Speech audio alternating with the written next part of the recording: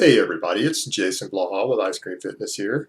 Once again, it is time for Gear Talk with Jason. But hold on, let me give you guys a bicep shot first. Oh, and some of my new subscribers, you guys might comment that, hey man, your left bicep looks smaller than your right. And that is because, and I think it looks pretty good all things considered, is because in 2004 I ripped my bicep completely off the bone and it retracted like a tennis ball and I had to have it surgically reattached. So it's always going to lag a little bit behind my right.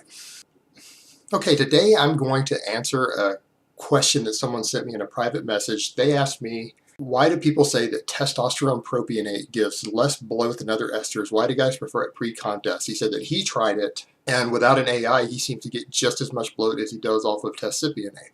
It's really an interesting question because there's a lot of speculation on this. There's a lot of what we would even call bro science on it. People speculate that because it's in and out of the body quicker because of the ester, that it aromatizes less, which isn't true. It will aromatize at the same rate because once it's released in the bloodstream, it's in the bloodstream and it's subject to the aromatase enzyme and the same uptime that any other ester is. So there may be other mechanisms behind it that we don't understand, and it may very well give less bloat. But it is important to note that a lot of people don't notice that it gives less bloat. I've actually heard a rare minority of people claim they seem to bloat even more on it. So let's step back and really look at this and why it's popular for contest prep accordingly. First off, I think it really got popular for contest prep originally because a lot of guys want to come off their test right as they get ready for showtime to get rid of any water retention from anything that could aromatize. And because it clears the body weeks sooner than a longer chain ester does, they can continue to run it at a higher dose getting up to showtime and then drop it in the final week or two. So that's my basic theory there. And it's also important to note that not everyone bloats from these aromatizing compounds. I've known guys who use D-Bol and Deca going into their shows and they step on stage ripped to shreds still on them at contest time, which are normally compounds that are notorious for their bloat and water retention. Arnold Schwarzenegger used Dianabol right up till the final day of his Olympia prep when he was the reigning Mr. Olympia. And so then we need to step back and go, well, maybe it's not the drugs themselves that are different, but the way that people are using them and what else are they doing different at the same time that gives it this reputation. Well, first of all, since people see it as a cutting drug, they are far, far more likely to be on other cutting compounds or contest prep compounds when they do it. They're going to be on things like Tren, Masteron, Anavar, Primabol, and things that are dry compounds versus stacking it with something that's considered more of a wet compound like Dianabol or Deca. So accordingly, they're going to hold less water potentially because of that.